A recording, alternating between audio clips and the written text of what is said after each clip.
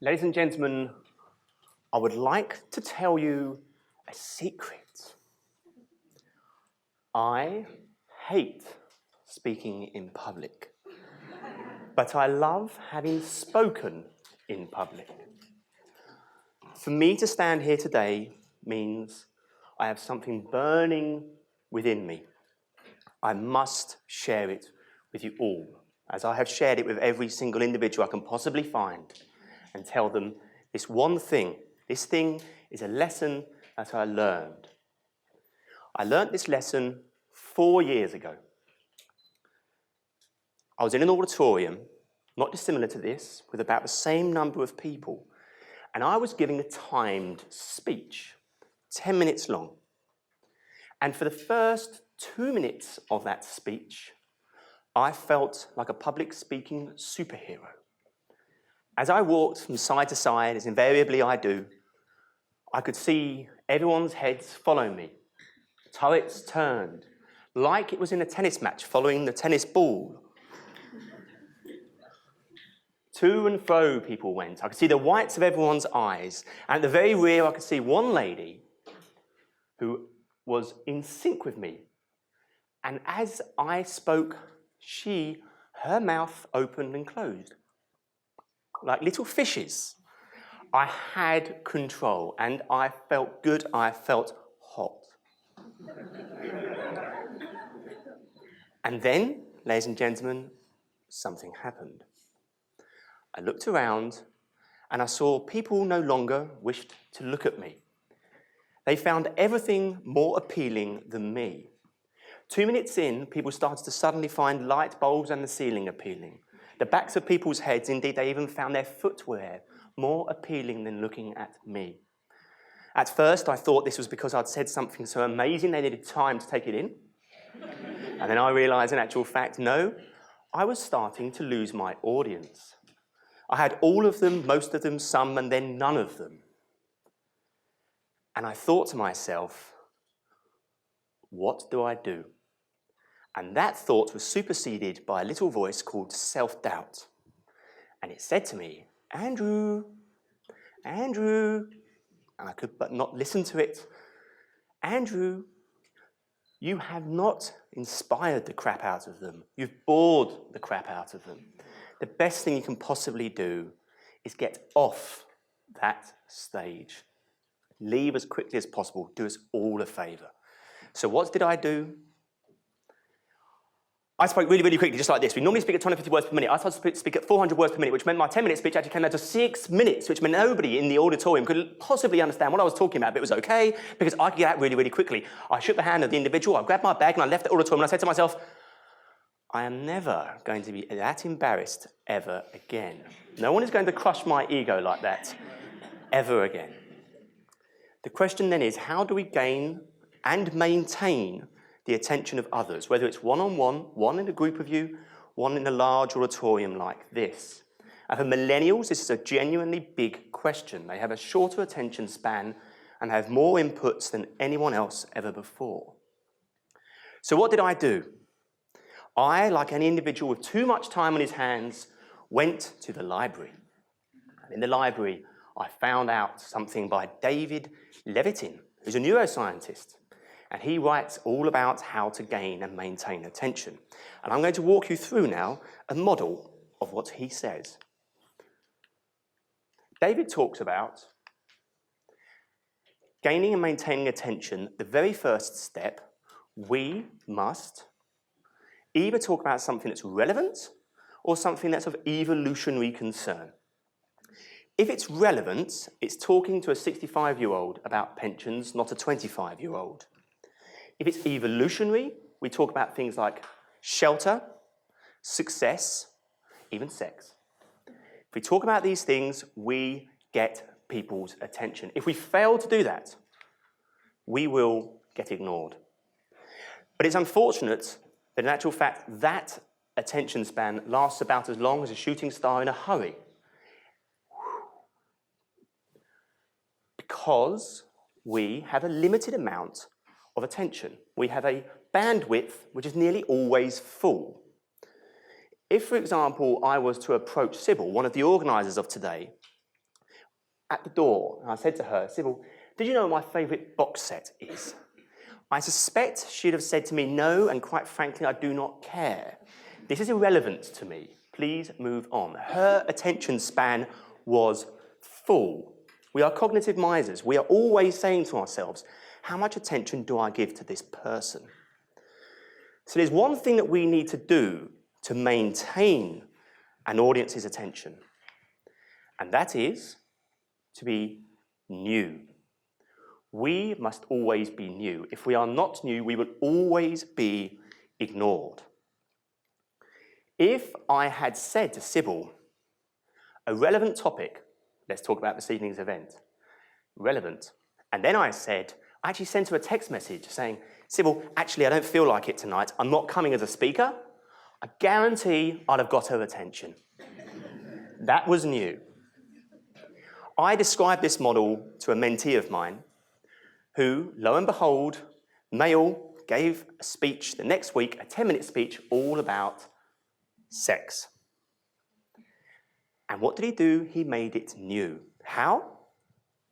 He described how the size of an animal's scrotum determines how many partners that animal has. This, ladies and gentlemen, pertains only to animals, not gentlemen in this room. And when he gave, or any gentleman in any room, ladies and gentlemen, when he gave his speech, men wiggled a little bit and women's eyebrows raised. But he had the attention of every single person for the full 10 minutes because he was always new. If we took this same example, we applied it again to an evolutionary concept, not sex this time, but safety, and you think about flight attendants and their safety announcements, we think we know what they're saying, so realistically we give them very little attention, but most of them are always slightly different, but we just don't give them any attention. If a steward or stewardess says at the outset of the announcement, ladies and gentlemen, this announcement is new, I guarantee far more people would actually listen to that announcement, because what you're trying to do is you're trying to search out, tell me where this new piece of information is. This then is what we need to do to keep and maintain and get people's attention. Now again, when I read about models like this, I get rather frustrated if we can't make it super practical. So again, I went back to the library and I studied a bit more and I said to myself, so what is this new thing? How do we maintain newness? How can we be new? And fortunately, I came across something else. But before I do that, I'm going to show you about what a standard talk looks like. On the x-axis, we should have time, and on the y-axis, audience engagement, and this is what a normal talk looks like. Think about lessons, lectures, talks when you've genuinely felt really disengaged. This is what it looks like. It's not a curve, because a curve is too pretty. This is ugly, big, thick. There's nothing pretty about this, ladies and gentlemen. This is it in the abstract. It's not welcome. We don't want this. What we want, ladies and gentlemen, is this. This keeps and it even increases the level of attention in our audience. What is this? For those of you that have been in the theatre and film, you will recognize it. It is Freytag's dramatic pyramid. And whenever I give a talk, whenever I give a pitch, I always base it around this model. What is included in here? We have an exposition. We have rising action, climax, which we've all heard about, falling action, and a resolution. The exposition is the what, where, when, why, who, and then we have a how. So if any of you have ever read a novel, the first few pages of a novel you open up and you read those first pages and you will discover this is exactly what they're doing. And it's very similar in films too. Then you have the really important bit, the inciting event. This is the new thing. This is the violation of expectations. This is the thing that catches us and pulls us through the remainder of the talk. We then have rising action, climax, falling action, and then we have resolution. Now, my mother, who I love very dearly, only ever talks about the exposition. She never gets to the point for at least 10 minutes. The point being the inciting event at least. Unfortunately, some people fall in love with different parts of this pyramid. But if you look at talks and films, you'll find this model being used. What I'm going to do now is I'm going to attempt to give you a story, tell you a story, a personal story, a true story of mine, and I invite you all to try and follow the story and analyse where I am on here. If some of you fail to do this because you get sucked into my story so much, that's okay. We're going to go back in time again, ladies and gentlemen, to the summer of last year. It is northwest London, a park, and me, and 8 a.m. I had just done some exercise. I do exercise every morning for about an hour and a half. And I strapped on my rucksack. I had my shorts on, t-shirt, trainers, and I left the park. It was a 2-minute walk back to my flat. As I walked along, I was thinking to myself, what am I going to have for breakfast? Because I normally go into a local store and pick it up. And as I walked along just like this, bang! I twisted and turned just like that, and I could see an explosion around about this height coming out like so. A huge amount of air was coming out. And there was a gentleman next to this small explosion, and he was like so, and he was standing up, and he was putting a 6-inch knife into his jeans, and he turned and he looked at me, and I looked at him. I said to myself, what do I do? Do I perform a good civic duty, or do I walk on by? Bear in mind, ladies and gentlemen, I have just been training and I felt a little bit up. I said to myself, I'm not going to let this slide. I'm going to confront this man. And as he walked towards me, I started to walk towards him. And then I went up towards him, no further than front row here and me. I said to him, in my best East End Cockney accent, I went into a bobby on the beat, excuse me, mate, did you just slash that tyre? To which he replied, no. You sure you didn't slash that tyre? I think you slashed that. You slashed that tyre. No. The man then started to walk on the pavement.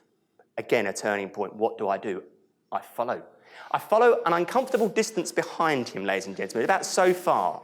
Not far enough back so that he can lose me, but it's close enough to be really quite uncomfortable for both of us. And after a period of time, I think to myself, this must come to a head. What do? I go around the man, and I stop him, and I say to him, what's your name? To which he replies, Alex. Thank you, Alex. I rush into the store next door, and I say to the shopkeeper, do you recognise that man? Is his name Alex? Yeah, he is. The man carries on, Alex carries on off to the local tube station. He's gone. We get on the phone to the police.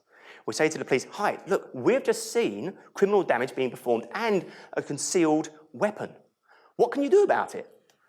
To which the question from the police was, can you see that man? No.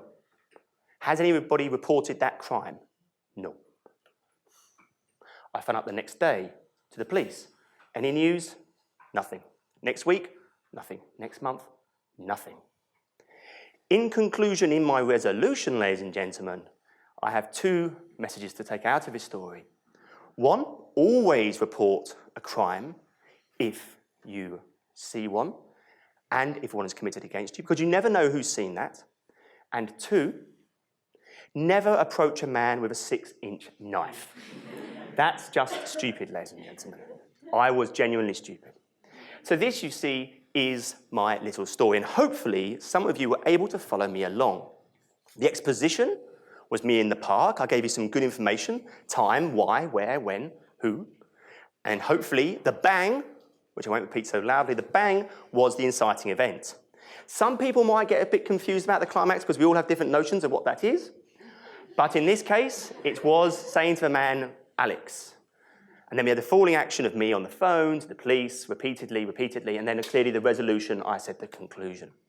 And this then is how we can gain and maintain people's attention. And if you like, you can have lots of these Freytag pyramids, one after another.